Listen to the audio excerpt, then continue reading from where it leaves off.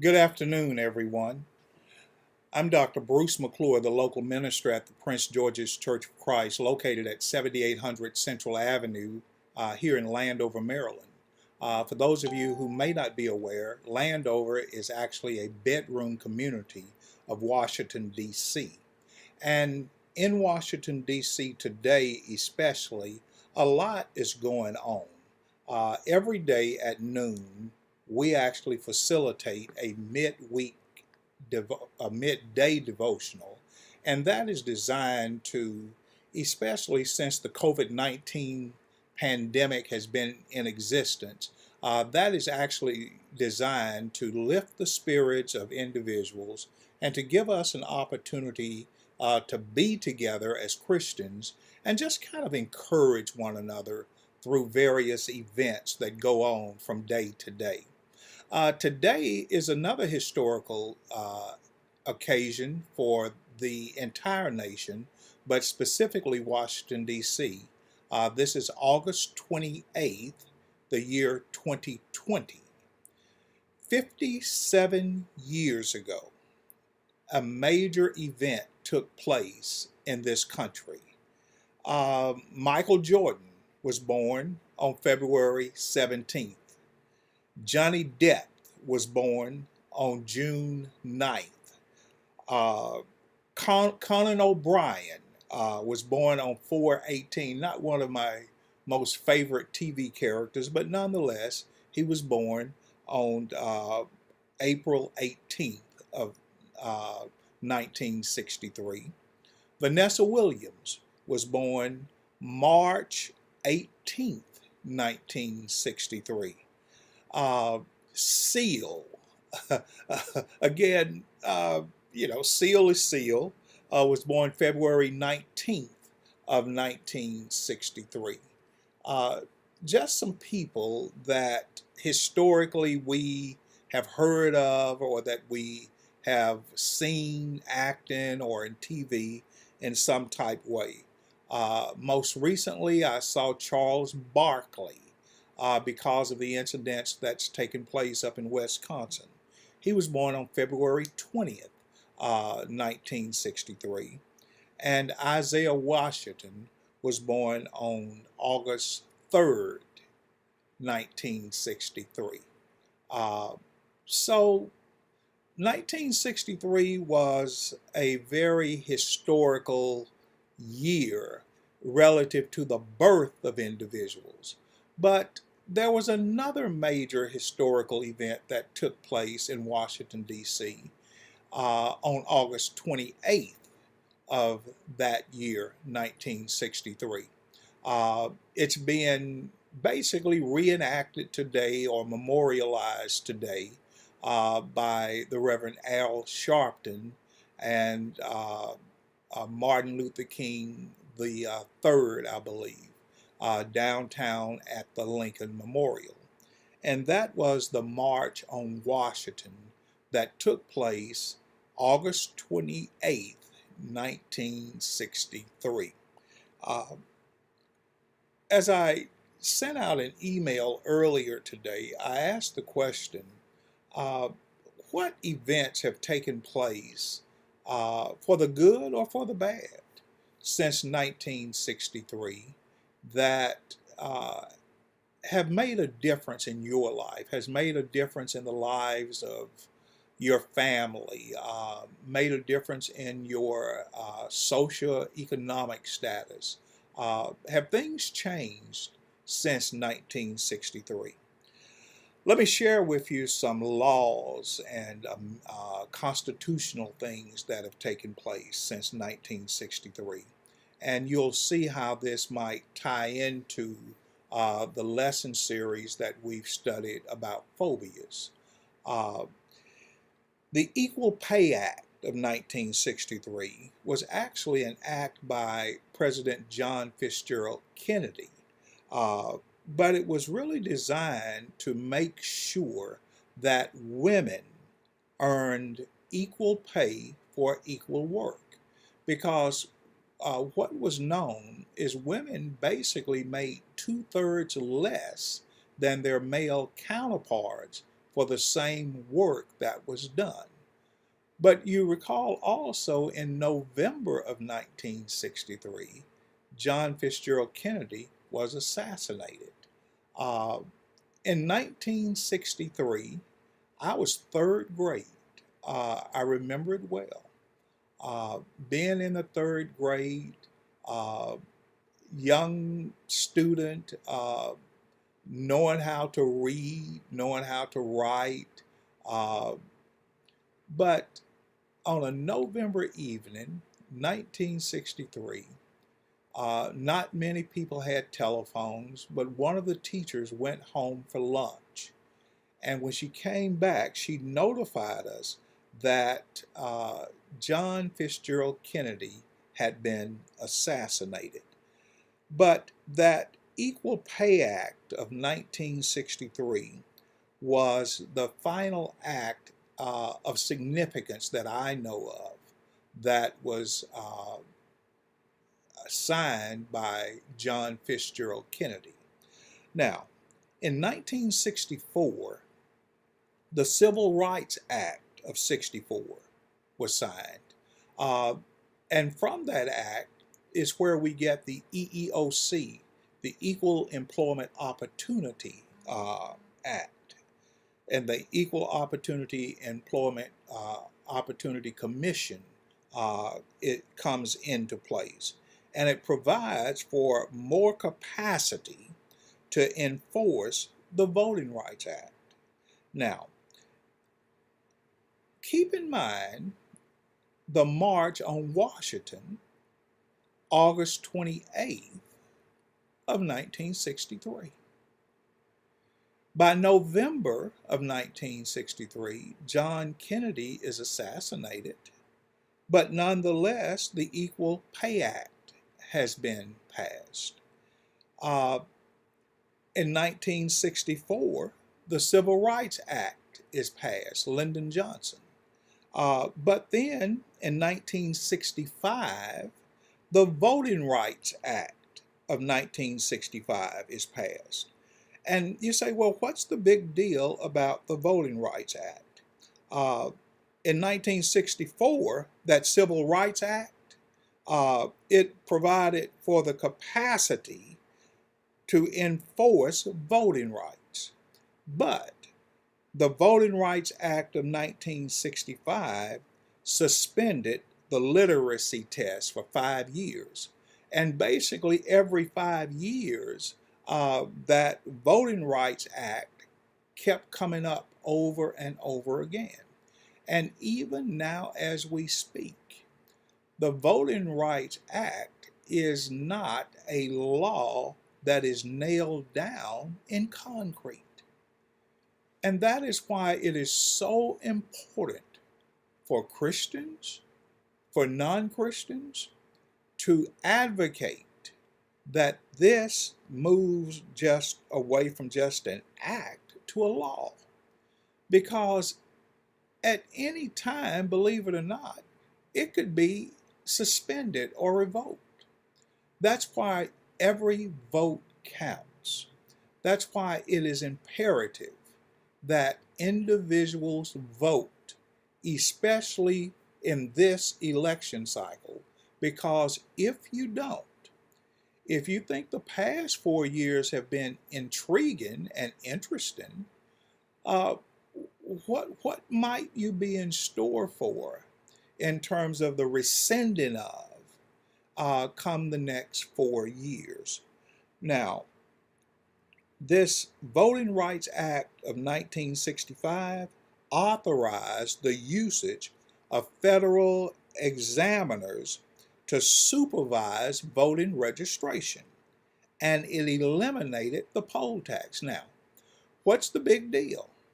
Right now, there's a big hoopla about how you can vote, how I can vote.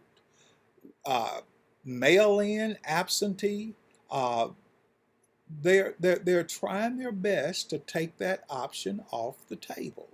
Well, there's a COVID-19 virus running rapid. And can you imagine elderly people?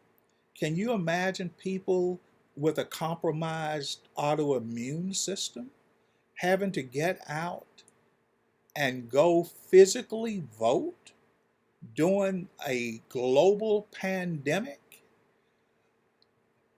People are being purged from the voter registration rolls in state after state after state. I read this morning where I believe it was in Iowa, where 50,000 people were purged from the rolls.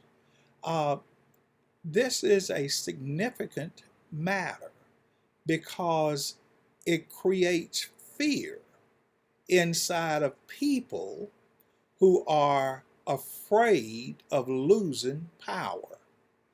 See, so when we talk about phobias, people have phobias about power. People have phobias about losing power. And people have phobias about how can I gain more power. So even as we are in this election cycle and we're in the midst of a global pandemic, we must understand why it is so important to remember what happened in Washington, D.C. on August 28th, 1963.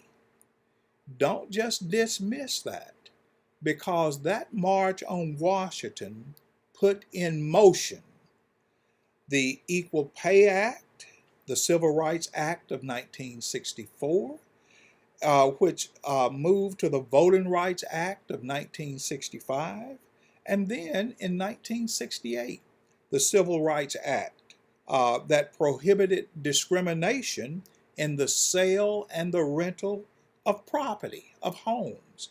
Do you realize that as recent as 1968, over 80% of all housing in the U.S. could be discriminated, or people could be discriminated against? Now, that may be an eye-opener, but it helps you and it helps me understand. Some of us are old enough to understand, at least, when African Americans were clustered. They didn't live all over town, but doctors, lawyers, professional athletes, school teachers, nurses, janitors, uh, farmers, if they, well, not farmers because we lived out in the country. But my point is, if you were black, it did not matter your socioeconomic status. Everybody lived in the same neighborhood. Everybody lived in the same community.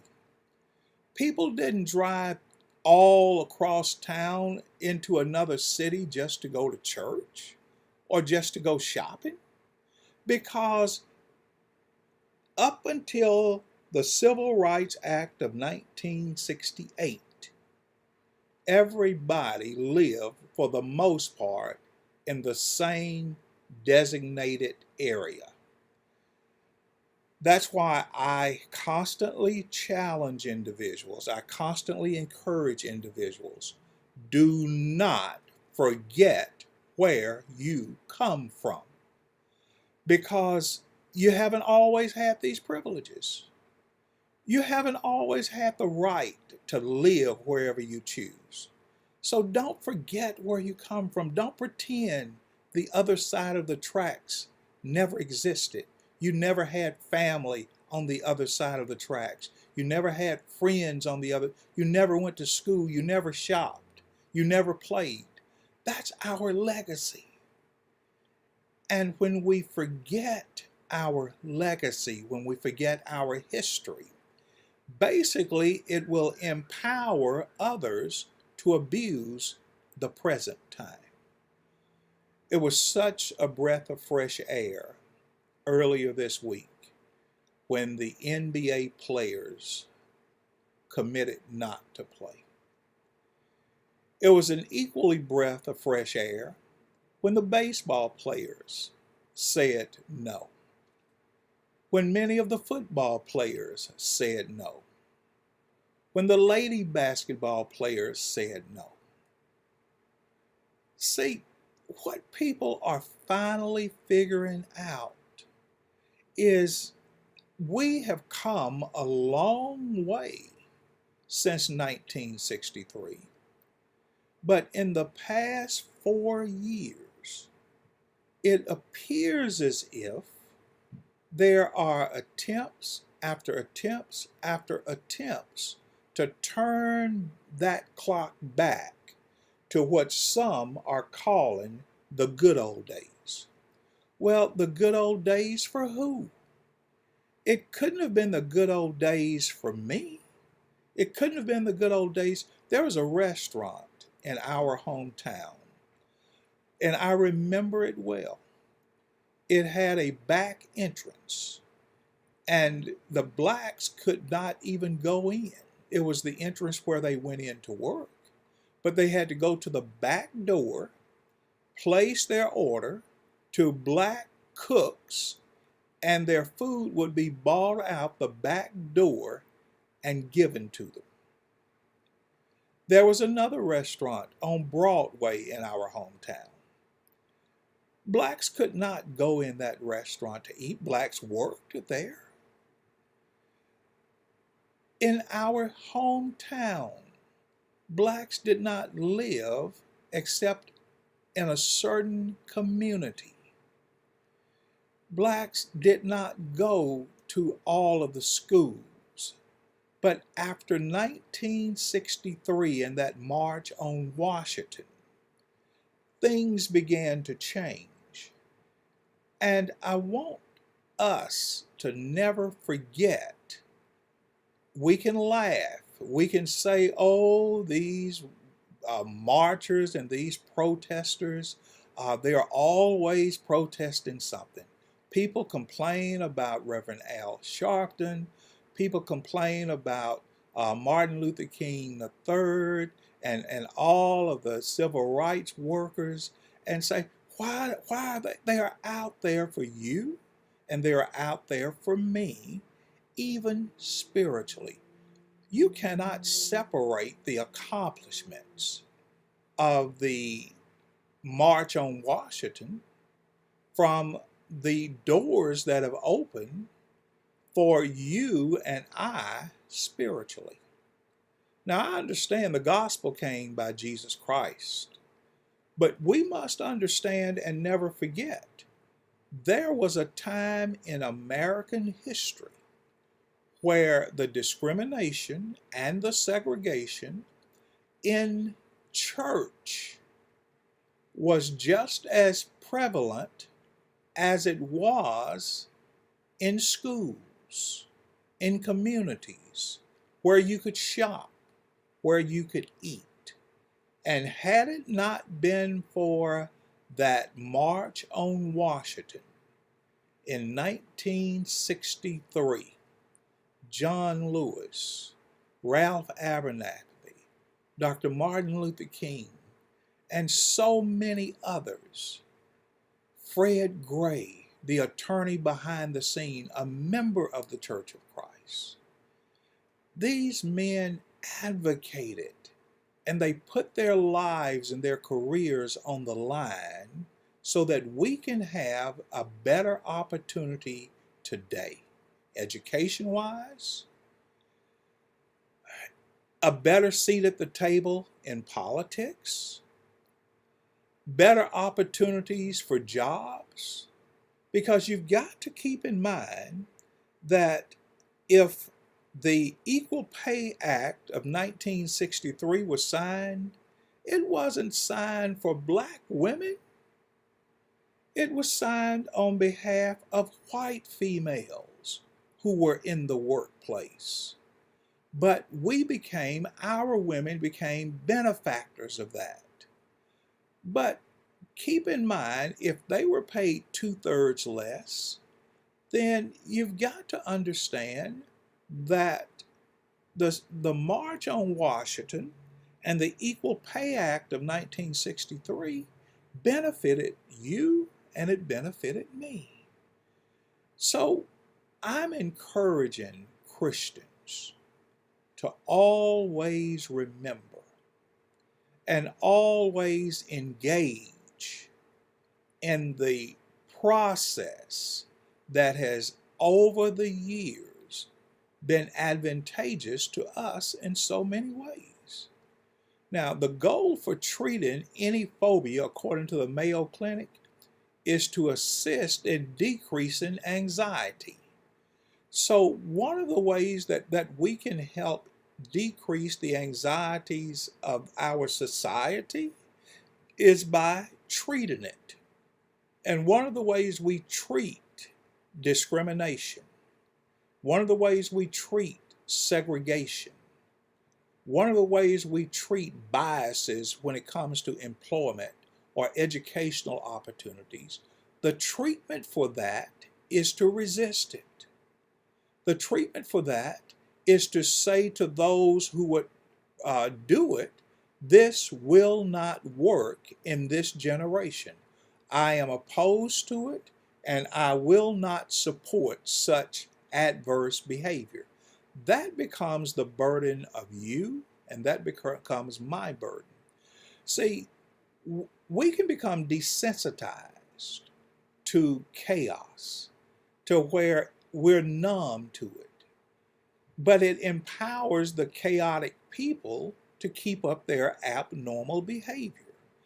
And one of the ways that we keep protesting against it is to do what Jesus said, expose it. What is done in darkness must be revealed in light. We are the light of the world, a city that is seated upon a hill. And if we let our lights shine before men for the good, then we are actually bringing glory to God. We don't take the light, the knowledge of God, the grace of God, and hide it under a bushel. One of the ways we move away from phobias is moving into the light. And I want to encourage you, I want to encourage every Christian to always be willing to become the martyr. Well, the martyr simply means you be the witness. You be the witness of the testimony of what is right. And you be the witness of the testimony of those who've gone on before us from 1963 to 2020. And the history of those who came before those that were able to come to DC for the March of '63. See, our legacy goes back much further than 1963. But somebody must be the carriers of that message. And I will advance that if children of God, Christians, members of the churches of Christ, as we go, we must also bear testimony about how others have opened doors for us by their sacrifices. Today is a special day. It's a special day because it's the day the Lord has made, and we should rejoice and be glad. But today is a special day in the history of this country because men like John Lewis, men like Dr. Martin Luther King Jr., men like Attorney Fred Gray, these men have lived their lives dedicated to making this world a better place. There's an attorney lawyer in Atlanta, Georgia. He's retired now. The Honorable Andrew Harrison, a gospel preacher, an elder in the church, but he sat on the bench, the judicial bench in the city of Atlanta, as he also ministered the gospel of Jesus Christ. See, these people were forerunners, and they've made history, and many of them we will never hear about, but they have served. And we must give honor to those men who have blessed this world and have taken away some of our phobias, our fears about going places, living places, being educated in certain places, and we must teach that by modeling it to our children. Encourage them to learn, encourage them to thrive, to strive for betterment, but also teach your children, your grandchildren, their history of where they come from, those who sacrificed for them to be in the position they are in today. I hope, trust, and pray that our lesson today has been at least thought provoking, to say to each of us, we have come a long ways, but we have such a way to travel. And if we're willing to travel this road together, I will assure you that God is on our side and God will guide us every step of the way. God bless you, and I hope, trust, and pray that you will have a great, productive weekend and that God will forever strengthen and bless you. Oh, don't forget the family prayer. Oh, Jesus, we will be there. Oh, when we all get together, hold on. Hey, don't forget to do no.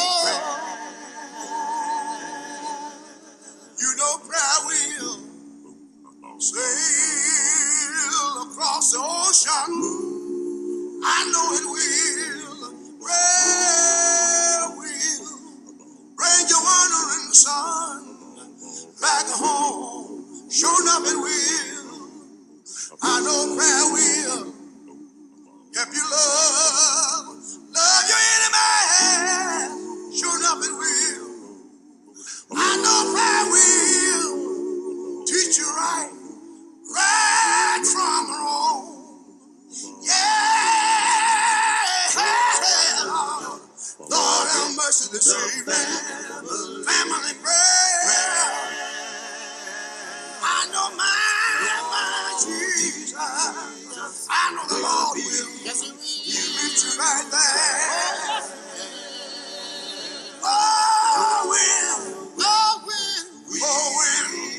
When we all get together.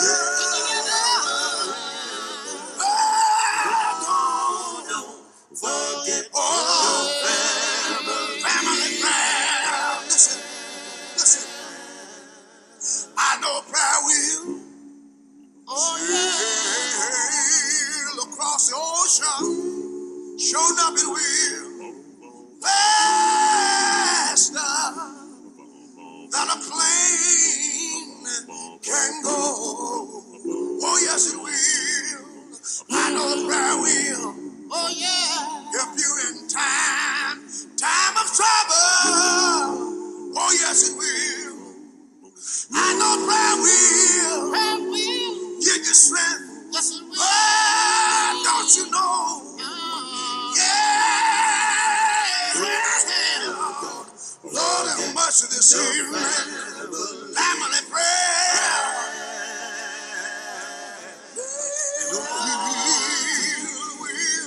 I know the Lord will meet you right there.